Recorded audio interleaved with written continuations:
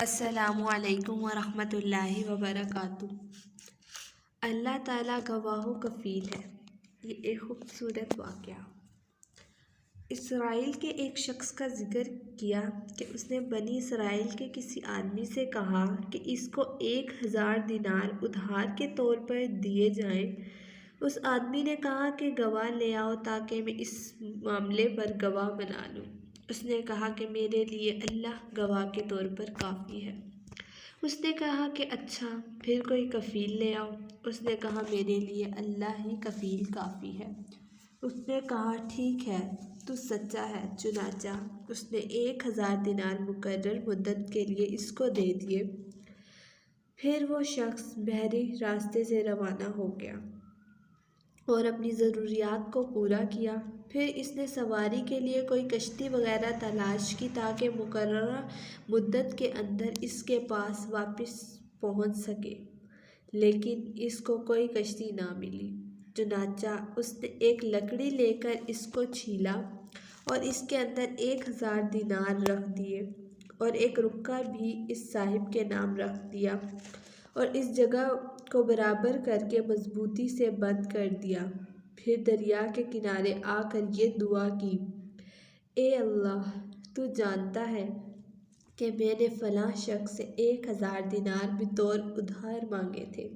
اس نے مجھ سے کفیل کا مطالبہ کیا تو میں نے کہا میرے لیے اللہ ہی کفیل کافی ہے۔ وہ اس پر راضی ہو گیا۔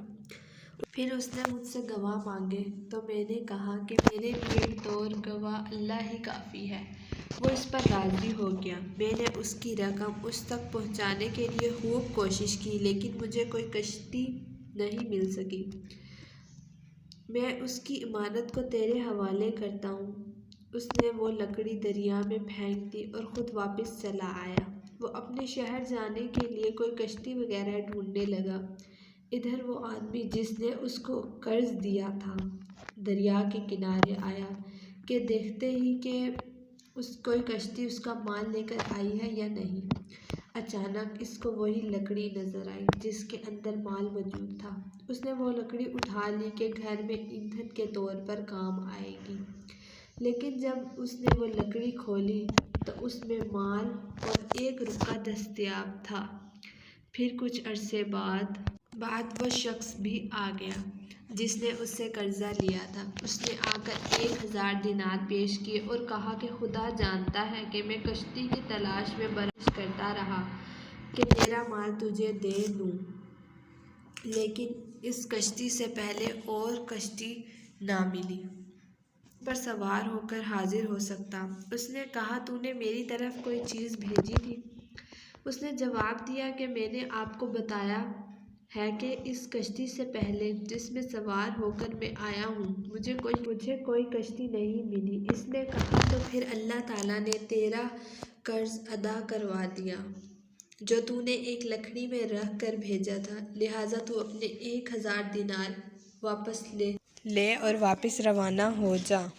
اس حدیث سے معلوم ہوا ہے کہ کسی کو ایک مدت کے لیے قرض دینا جائز ہے اور پھر اس کی پوری ادائیگی واجب ہے۔ تمام امور میں اللہ تعالیٰ پر توکل اور بھروسہ کرنا چاہیے۔ تجارت کی مشروعیت معلوم ہوئی۔ نیز معلوم ہوا ہے کہ تجارتی معاملات زمانہ قدیم سے چلے آ رہے ہیں اور تجارت کی غرض سے ادھار لینا بھی جائز ہے، جبکہ انسان کو یقین ہو کہ اس کو ادا کر سکے گا۔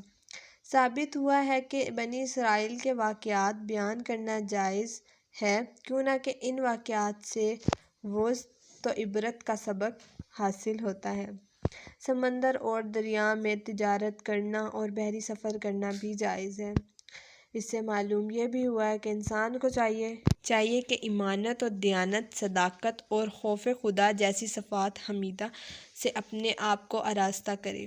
کاتب پہلے اپنا ذکر کرے۔ قرض اور ادھار کے معاملے میں گواہ اور کفیل کا مطالبہ کرنا جائز ہے۔ امید ہے کہ ویڈیو آپ کو پسند آئے گی۔ اپنا خیال رکھیے گا۔ اللہ حافظ۔